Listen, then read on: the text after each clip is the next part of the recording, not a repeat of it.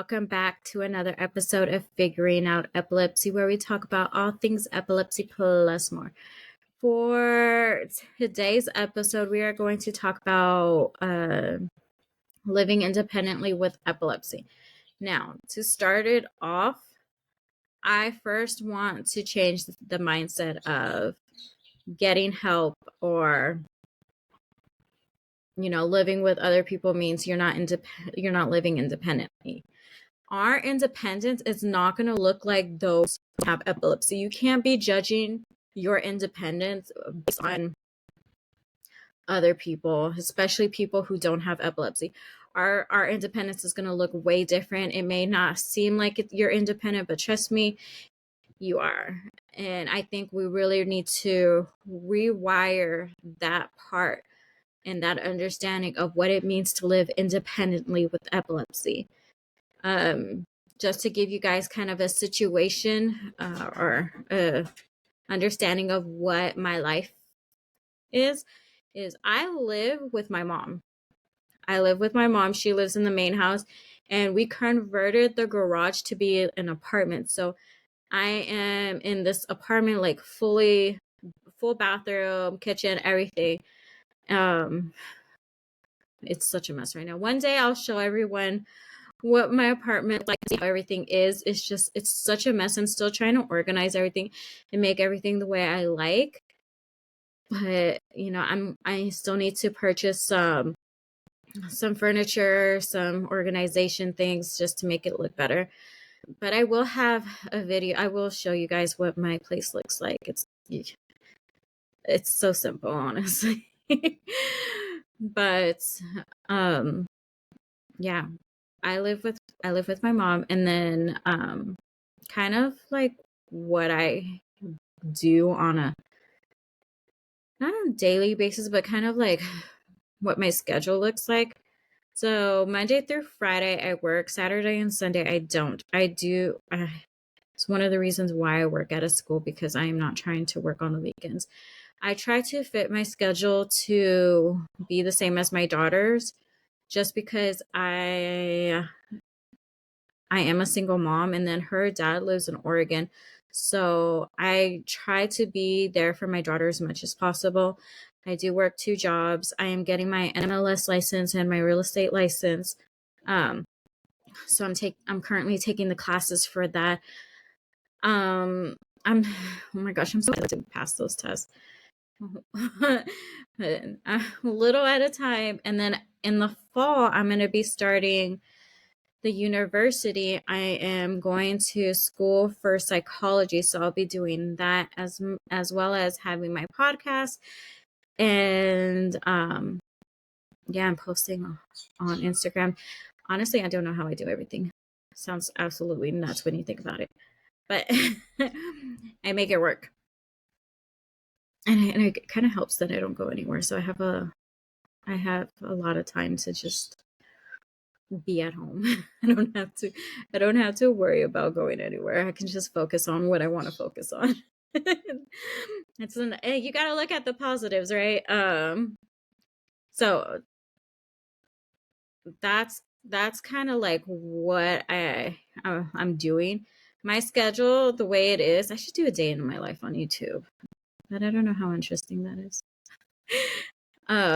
So I usually wake up at 6 a.m. every single day. Sometimes I'll wake up earlier if I have to like do my hair. I don't go to work with makeup on. That's very rare when I do, just because I rather sleep than put makeup on. And honestly, I don't like to wear makeup every single day. So 90% of the time, I don't look as good as I do online, honestly. If I'm being 100% real with you guys. Like, I don't have makeup on. I'll be going to the stores. I'll be going everywhere without makeup. I don't like, especially here in Cali. I live in the desert in Cali. It gets hot up in here. And my face is the first place to sweat. It's weird. So I don't know. I'm good. I'm good. So if I have to do my hair, though, I will wake up a little bit earlier, like 5:30. I'm not trying to wake up way too early, but I wake up that early just because it takes me about an hour to get ready. So by 7 o'clock, I'll be ready, and then for my mom. and my mom will drop me off at work before she heads to work, because she also starts her job at 8 and I start my job at 8. So she just drops me off before, and I work at the middle school in the morning, and then I'll either go to the office because I work for mortgage lender also. I'm the assistant, and that's why I'm getting my NMLS license. I'll be able to be a mortgage lender here in California once I pass that test. Oh my gosh. I hate tests. But once I pass that test, I'll get my NMLS license and I'll be able to be a lender. So that's what I do. And then if I don't go to the office, I'll come home and then make food for my daughter and I, clean up, and then do what I gotta do, which is either study, work on the podcast, create Instagram posts and reels and things. But for the most part, Monday through Friday, I'm at the school, and then I come home, and then depending on how much I need to do. So I know what you're thinking, Sam. It doesn't sound like you living independently. It doesn't sound like you out here living an independent life with epilepsy. And that's why I say I need you guys to change the way your mindset when it comes to defining living independently with epilepsy, because I do get help. I'm not gonna lie, I do get help from my mom, sometimes from friends, and even my ex-in-laws, I get help from them. But that doesn't mean I'm not independent, because I still be out here going to 2 different jobs. I'm still out here going to school. I'm still out here doing what I gotta do. I'd be going to work, and then my mom I can't. So I either gotta take Uber or walk home. And it's about 2.5 miles from the school to where I live. So when I walk, it's just so I don't have to work out later, honestly. I use that as my workout. But I'm still out here, cooking for myself. Yeah, my mom does cook, and I'd be eating her food because her food is way better than mine.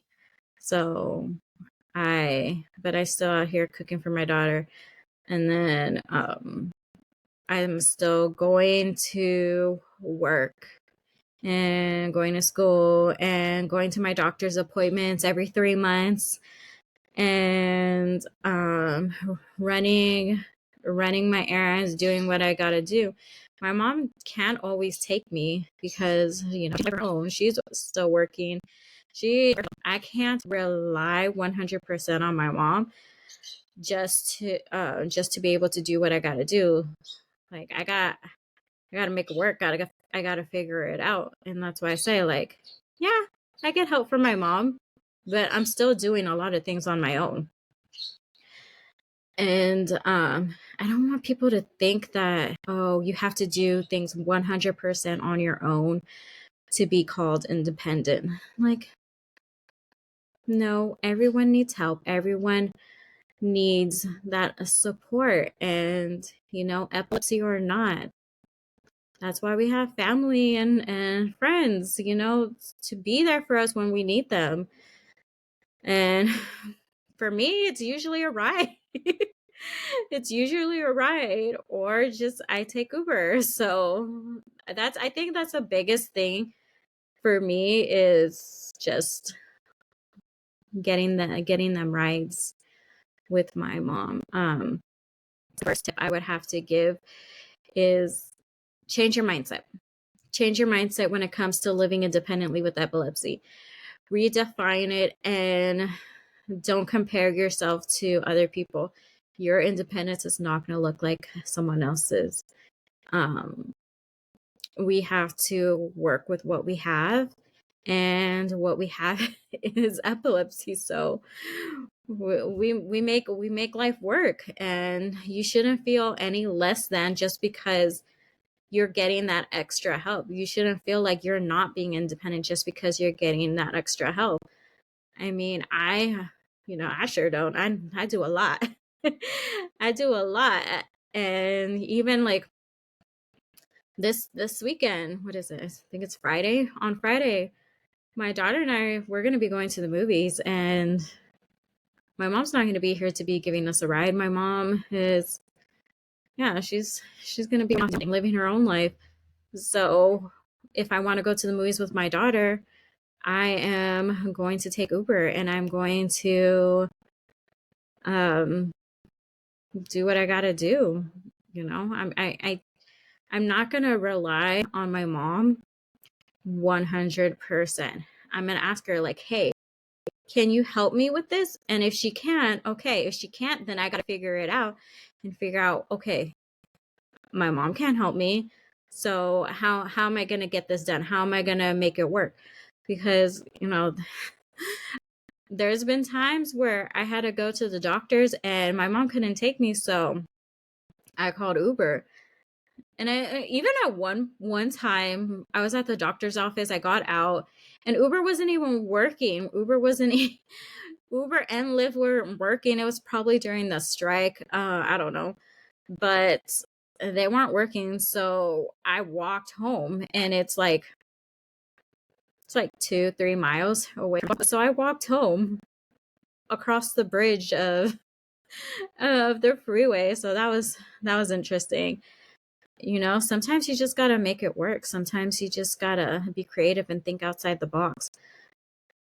Um, Now, when I travel, when I'm going out and taking Uber, like for example, this Friday, I don't be taking Uber at night. Like because we're gonna go see the Mummy. Like we're gonna go see the Mummy. It's gonna be in theaters, and there was one time like one right when I get out or when later on that by the time we got out of the movie theater, it would have been dark. I don't like taking Uber especially with my daughter when it's dark out just because of safety, especially if I don't have anyone to call in case of an emergency, in case something goes down, something's like seems off with the Uber driver. Like I'm not trying to put myself in dangerous situations. So tip number 2, when you're using Uber, I don't suggest taking Uber at night. It's just safety is always the main concern. And so if you're going to take Uber, do it during the day. If you're going to take Lyft, do it during the day. And it's like no hate to Uber drivers. It's just I've heard way too many horror stories for me to not take that precaution. Like honestly, most Uber drivers know me because I take Uber all the time. They know me, so like we become friends and stuff. I'm friends with my Uber driver. But you know, you want to take that precaution because you don't want to put your safety at risk. So I don't take Uber as a woman. I don't take Uber at night, especially I will only take Uber at night if I am with another adult or if I'm with a man.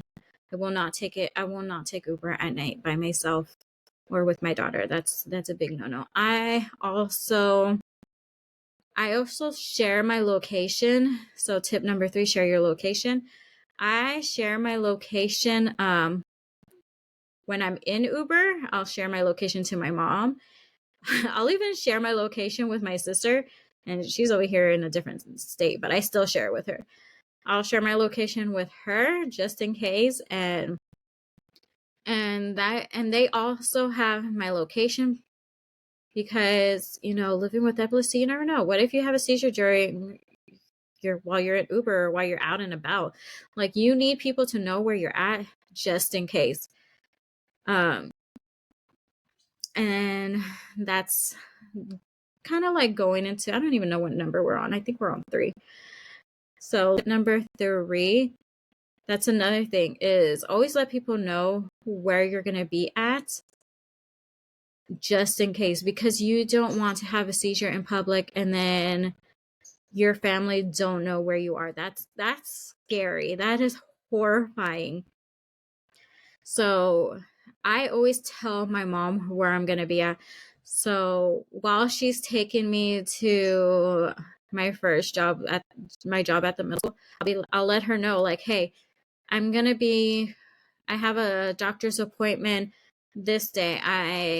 I'm gonna run some errands this day. I got things to do this day. I have to go to the DMV. I have to return something. I have to go to the store. I have to do this. I have to do that. I'll let my mom know everything I have planned on doing that day, just in case. Just in case I have a seizure out in public and I end up in the hospital or I end up hurt somewhere. That way my mom knows like where to look. And I am in constant communication with my mom. I'm in constant communication with my daughter. So they pretty much know what I'm doing the entire day. And that doesn't sound like you're being independent. I get it. I understand the skepticism. I think that's the word. But I understand why you wouldn't consider it being independent. Because, like, for the general population, for people who don't have epilepsy, they don't be telling people where they're going. They don't be telling people what they're doing throughout the day, which I think you still should, just in case, to be quite honest, for safety reasons, because this world is just getting crazier and crazier. You hear way too many horror stories. Still think you should, even if you don't have epilepsy. But if you got epilepsy, you definitely should tell people where you're going to be at and what you're going to be doing that day. And I honestly don't mind it at all, just because it's, it gives them a peace of mind of like, okay, this is what she's going to be doing. This is where she's going to be at. And it allows me to still live my life, still feel independent, still, get things done and not wait for other people to be able to live my life. Like, I do not wait for my mom to give me a ride here or there, or, I do it regardless. I get things done regardless. And I know there's people out there who have worse seizures. Their seizures are more severe than mine. I get it. I'm saying you, and this is what works for me. So you don't have to compare yourself. You just, you really need to know the kind of seizures you have, get an idea of what your triggers are, because that in itself will be so helpful, so tremendously helpful in seizure control. If you can figure out your triggers, even if your medication or your treatment isn't working out, figure out your triggers and you can kind of adjust your lifestyle to your triggers and your seizures, so that way you're able to live the way you want. I'm really trying not to say live a normal life, because what is normal? That's a whole other episode. Yes. I tell my mom and my daughter everything that I'm doing, so don't feel like, honestly, I get it. You're gonna feel like that's not being independent. That's, still having to rely on people. But like I said, we all need help, with epilepsy, without epilepsy. So, I mean, if you have people around you that are willing to help, then that is a great blessing, and I would take advantage of that. I mean, I have my mom, and then I have some friends out here, even my ex-in-laws, and then I have my family in LA that if I'm over there in LA, I could always count on them. So,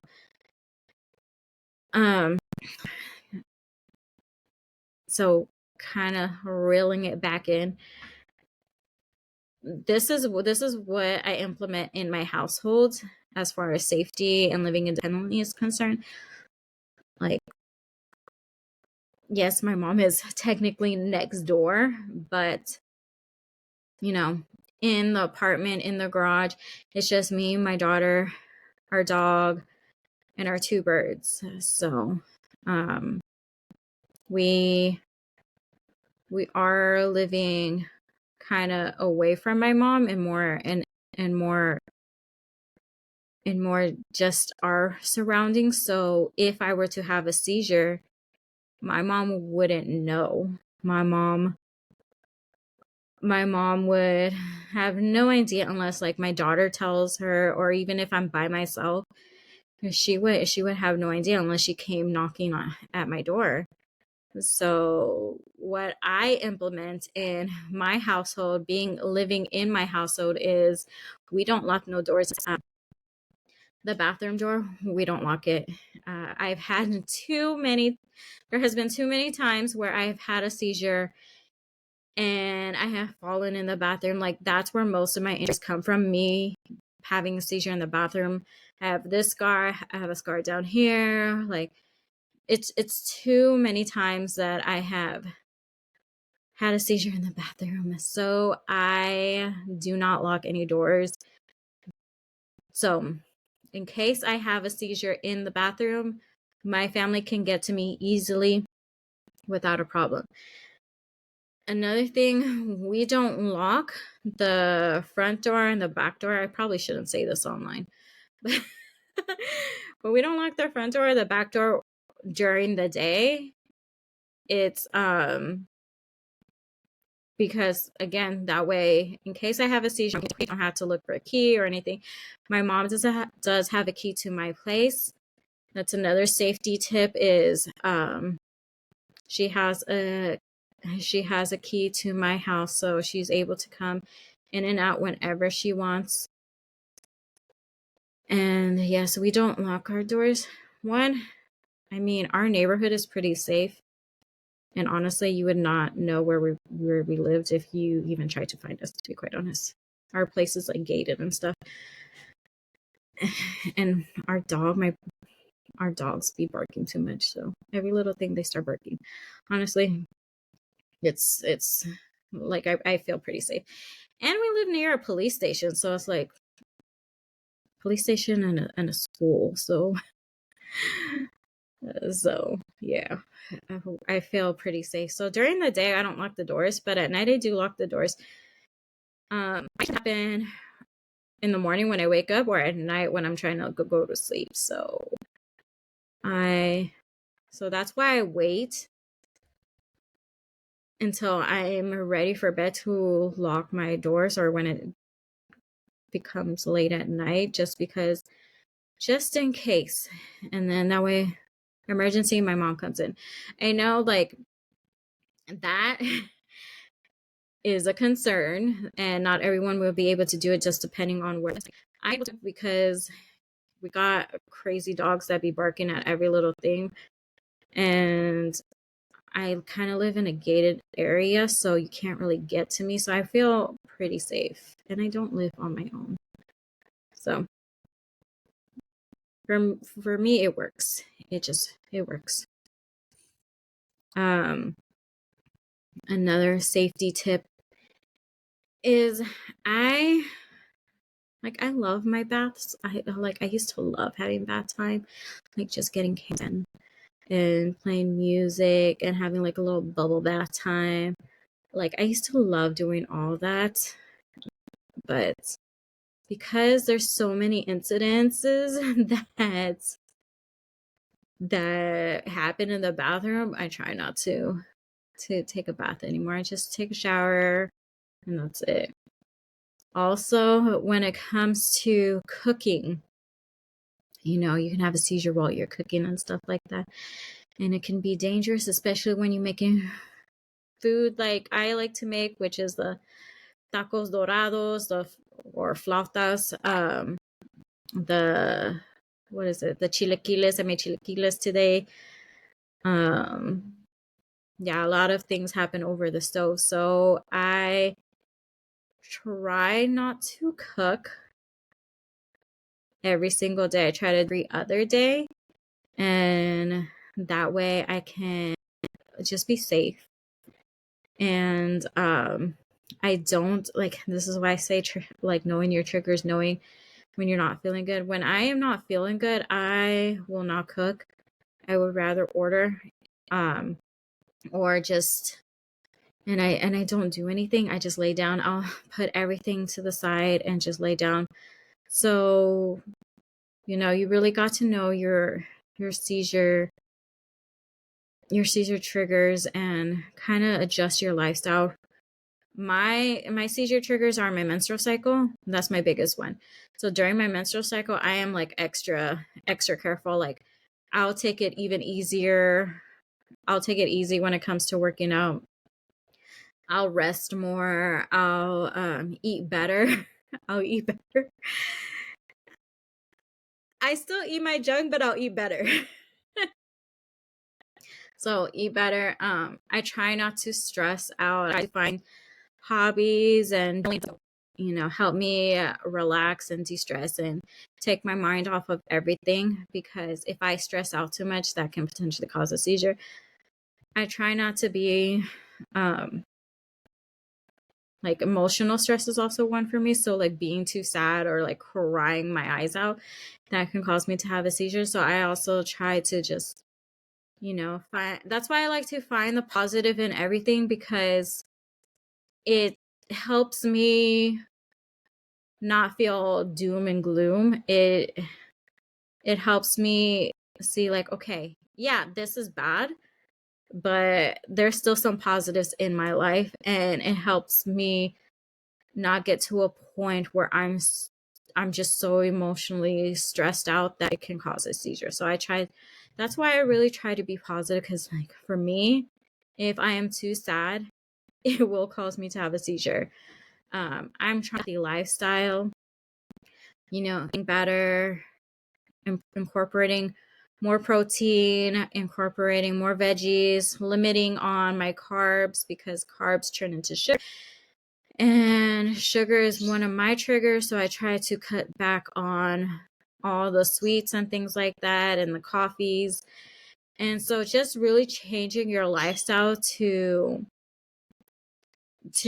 make sure that you have a better handle on your seizures will help immensely, and you will be able to feel more comfortable living at home or living independently. And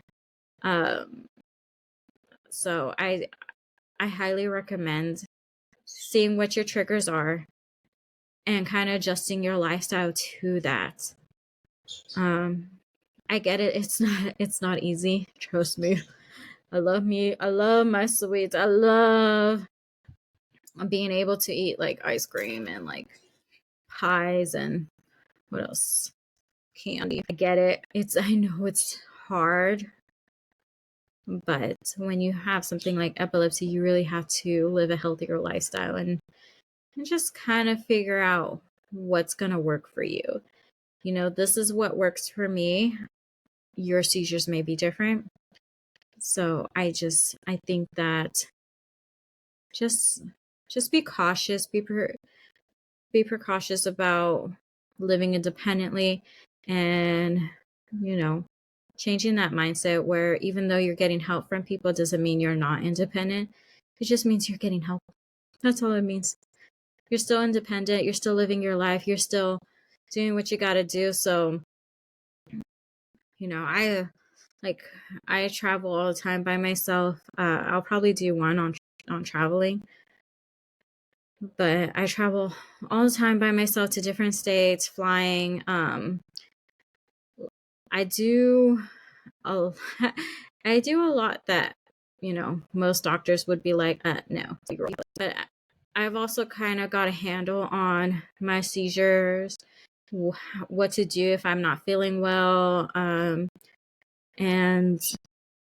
how to better take care of myself. I know my triggers, so I know what I need to do when it comes to relaxing, exercising, eating properly, and things like that. Like nutrition is such a big deal when it comes to epilepsy. That's why the keto diet was a treatment for children who weren't responding to medicine, because sometimes the keto sometimes is what we're putting in our mouth is what's affecting us. And I had to learn that the hard way, because I ended up learning that sugar is one of my triggers already. I think it was like already in my late 20s when I figured that out. And and the only reason I was going, I went sugar free for like a month. And the only reason I did that was I was trying to cut back on my sweets, like I said. And for that month, I was totally fine. I had one little piece of Jolly Rancher, like those little tiny ones that you get. One little piece of Jolly Rancher, and with that alone, my eyes started twitching. Like I wasn't even around my period. Like it wasn't even. It didn't even have anything to do with that. Just one little piece of a Jolly Rancher, and my eyes started twitching.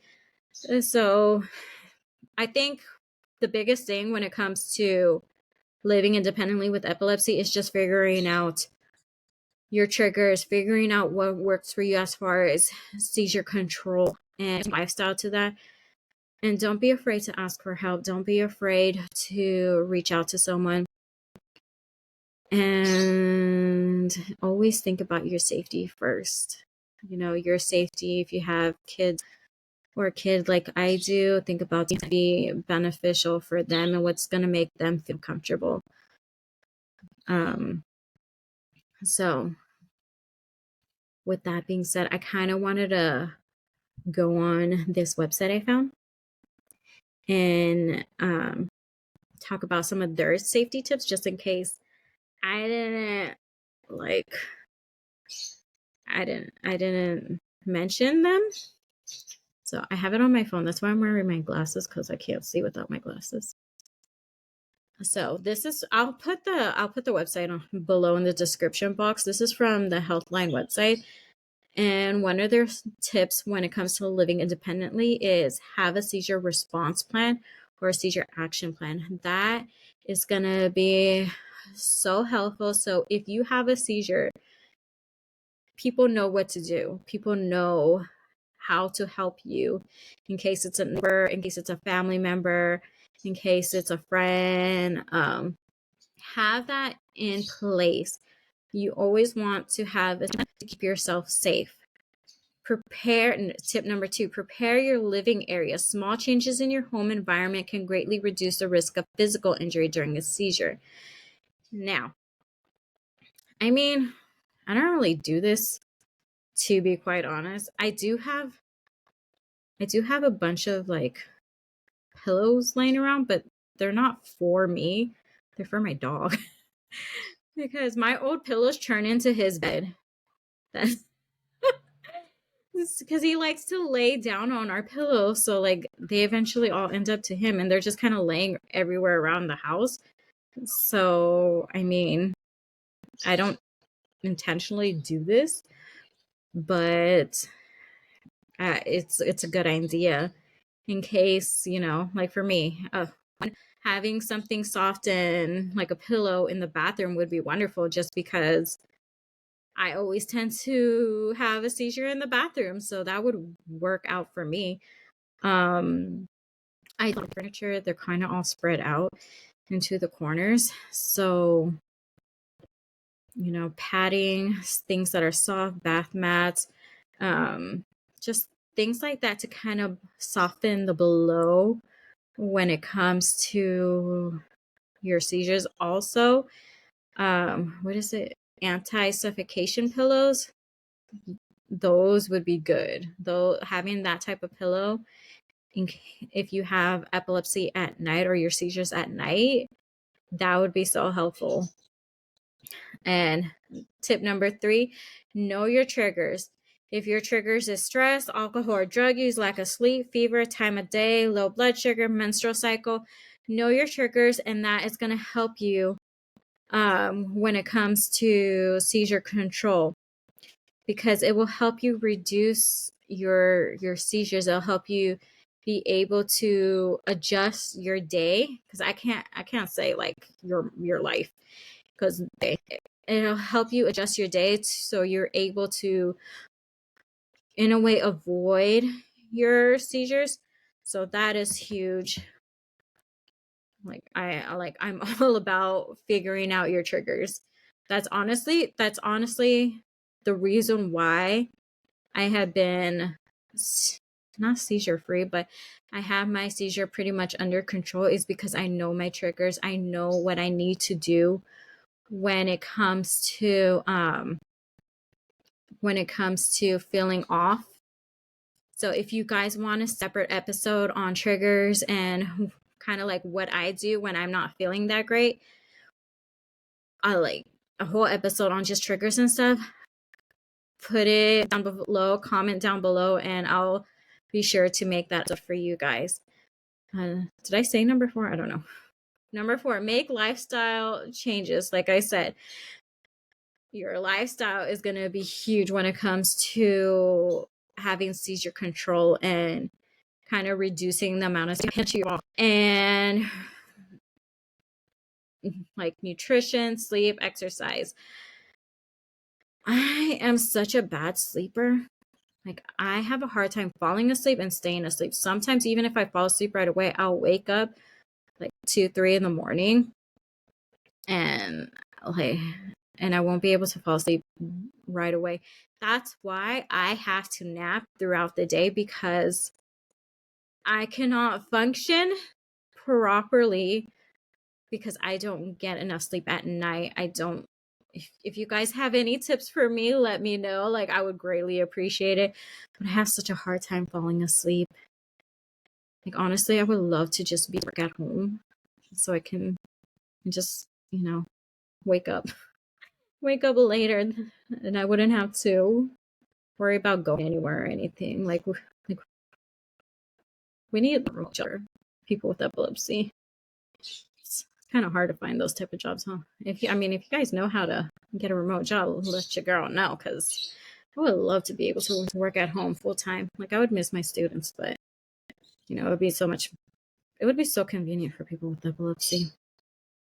And then last tip that they have, which I think is amazing, install an alarm or emergency device. So they have, hold on, a follower and my friend sent me this device. I hope I still have it in my phone. No, I do not. I think it's called like Epi Monitor. And it's supposed to alert people when you have a seizure, which amazing. I think you can alert as many people as you want. I also know that Apple and Google has an app that you can connect to your Apple Watch to do kind of the same thing. I've never used it, to be quite honest. I don't know. I don't have an Apple Watch. I don't have a Google Watch, or whatever the equivalence of Apple Watch is to an Android. I don't have that, so I don't really do that. I have Aura, so I always know when I'm going to have a seizure, and I'll pop in my emergency medicine, and I'll let like my daughter or my mom know, like, hey, I took my emergency medicine. I think that's all I wanted to say. I feel like I kind of rambled on, so I apologize if I rambled a little bit. But yes, if you guys have any questions, comments, concerns, you want me to cover a specific topic when it comes to epilepsy, just let me know. DM me on Instagram. That's the fastest way you can reach me. You can also email me. I'll put my email down below, or just leave a comment where it says like Q&A or something like that. You can just write it, and I'll get back to you guys as soon as I can. And always, thank you for listening. Be sure to subscribe, like, share, all that good stuff. And I'll see you guys on the next episode of Figuring Out Epilepsy.